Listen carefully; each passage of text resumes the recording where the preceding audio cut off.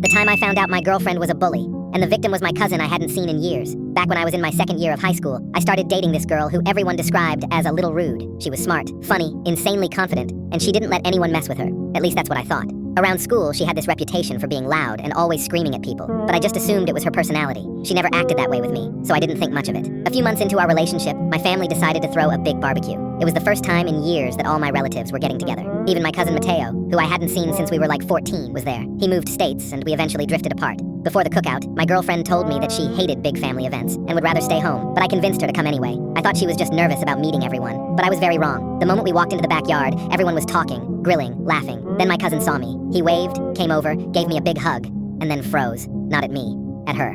My girlfriend went pale too. Not surprised, not shy. More like she'd just seen a ghost. I asked if they knew each other. Neither answered. Then my cousin Mateo quietly asked if we could talk alone. We stepped outside, and he explained everything while shaking. Back in his old school, the one he attended right before moving, there was this girl who made his life miserable. Not the typical teasing. I'm talking about burning his shoes, spreading lies about him, making fun of his crooked teeth, making sure he had no one to sit with at lunch.